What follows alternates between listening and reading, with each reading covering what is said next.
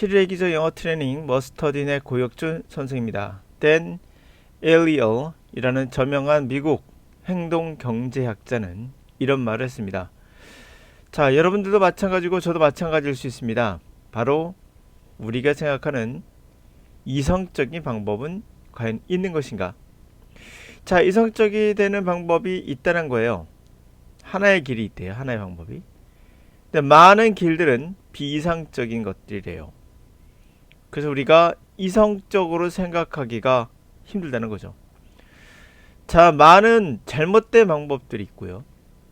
그러한 이유로 낫이 붙었습니다. 그걸 고치려는 방법이 하나는 아닌 거죠. 그러나 하나는 안 된다는 얘기죠.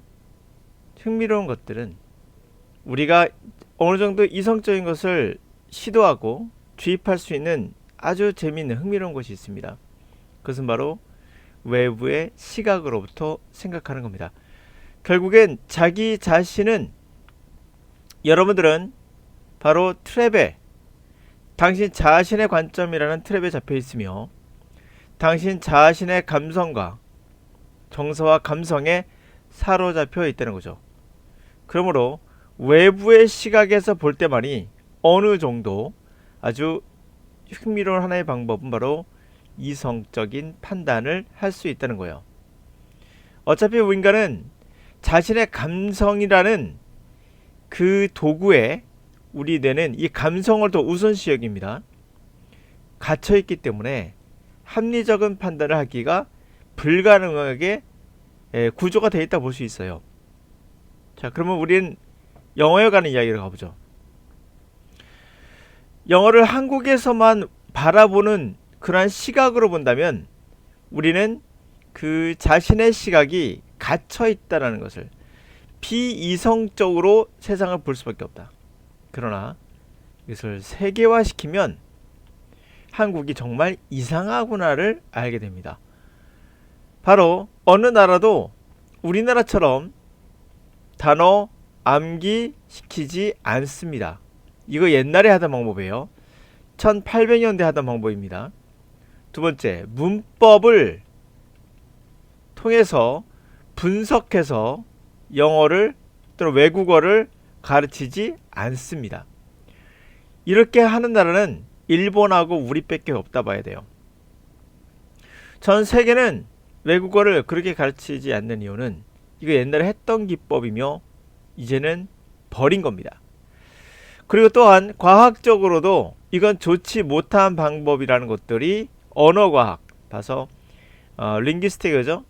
뉴로링귀스트라는 뇌과학을 통한 그런 학습법에도 이것은 결코 좋은 방법이 아니라는 게 거의 입증된 사실인데, 이상하게 우리나라 영어만 들어오면 이게 꼭 정확한 방법인 것처럼 말하고 있다는 거죠.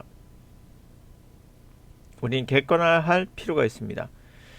그렇다면 세계가 정답을 알고 있느냐? 꼭 그렇진 않아요.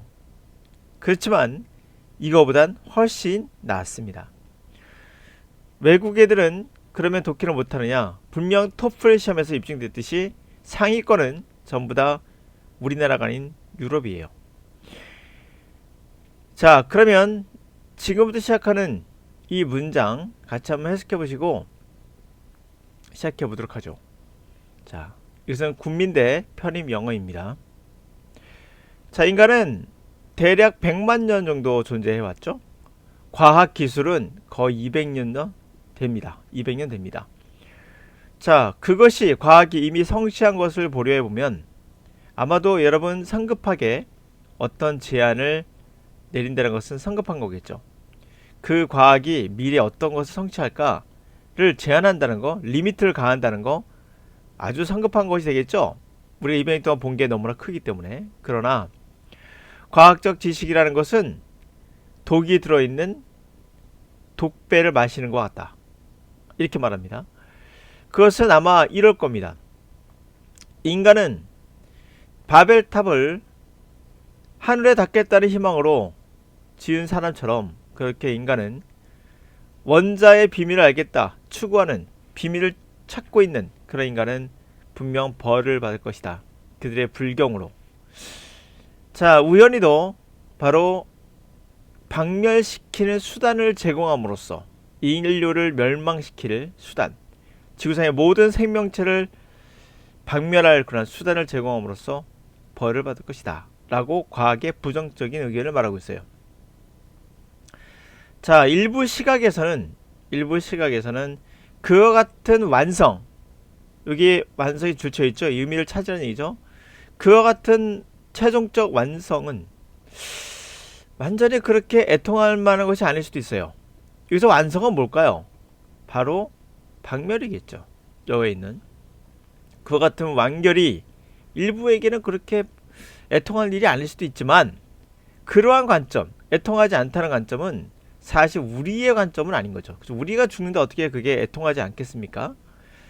아마도 어딘가에 저 먼 네뷸라, 우주를 얘기하는 거죠. 성운 어딘가에 우리에게 그렇게 중요하지 않은 그러한 별이 하나 있어요. 그 별이 중요하진 않은 행성을 갖고 있고, 이 별이 태양을 얘기하는 거죠. 우리 같은 태양인 거예요. 우리가 아니에요. 저 운하에, 성운에 어떤 중요하지 않은 별, 우리 태양은 별입니다. 이거 우리 태양을 얘기하는 게 아니에요. 성운에 있는 저기 멀리 있는 어디인가 별이 있고, 그 별이 중요하지 않은 행성, 이건 얼스를 비유한 거겠죠. 저기 어떤 별에 딸려있는 식구가 있고 거기는 이성적인 존재가 있어요. 그렇다면 아마도 또 100년, 그렇죠? 백만 년이 또 다리 지나가서 그들의 장비가, 이 별에 있던 존재의 장비가 결국 그들에게 우리의 운명을 알려줄 거죠. 과학기술이 발달해서, 야, 이 나라가 한국이라는 나라, 지구라는 나라가, 지구라는 그 도시가 플래닛이 어떻게 됐다라고 알려줄 거란 거죠. 그리고 그들을 그래서 아젠다를 올리는 것을 동의하게 할 겁니다. 바로 외무장관 회담에 이것을 의제로 올리는 것을 동의할 것입니다. 그러니까 지구가 망했고, 그렇죠? 지구가 망했고, 그래서 그것이 완결되는 게 지구가 망한 거겠죠? 일부 관점에서는 굉장히 애통하지는 않겠지만, 이 관점은 애통하지 않다는 건 우리의 것이 아니다 하면서 하는 거죠. 그것은 아마도 어딘가, 저 우주 어딘가에 우리와 비슷한 어떤 행성이 있고, 그 행성에서 한 100만 년이 지난 다음 그들의 장비가 그들에게 말해준 거죠. 지구의 운명이 어떻게 되는지를.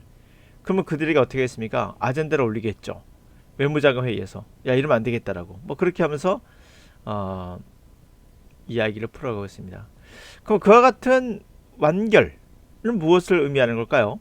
지구의 멸망이죠. 바로 exterminating a life, 지구상의 모든 생명을 박멸하고 인간종을 포함해서 이렇게 되겠죠. 그 다음에 적절한 자리가 어디냐, 그죠? 만약에 그렇다면 인간은 미래형이에요. 아마도 헛되게 산 건 아니겠다 라고 말해요. 자, 요거 어디 들어가 적절할까요? 인간이 헛되게 살지 않았다는 말은 D번밖에 없어요. 그렇죠? 그들에게 말해줬잖아요. 우리처럼 되지 말라고. 그러니까 그렇다면 우리가 헛되게 산 건 아닐 것이다 라고 미래를 얘기한 거죠. 시제 안 보더라도 D가 적절하겠죠. 네, 그래서 정답은 4번이 되겠습니다. 자, 그런데 위에 올라가시면은 정리하도록 하죠.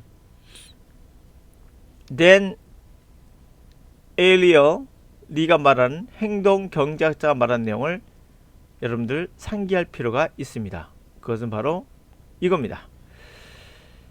비이성적이 되는, 말도 안 되는 영어 강의 거의 다예요. 우리나라 99.9%입니다.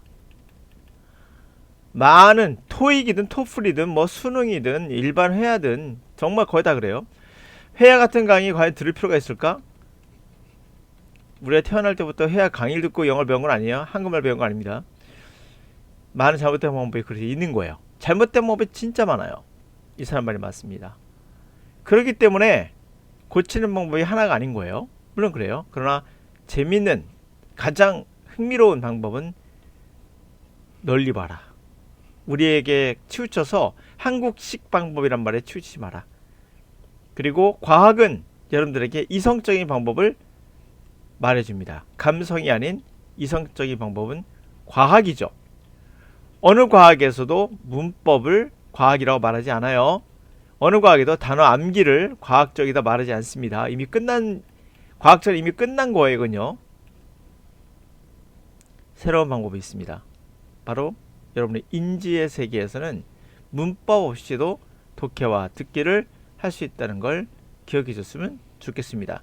그게 7일의 기적입니다.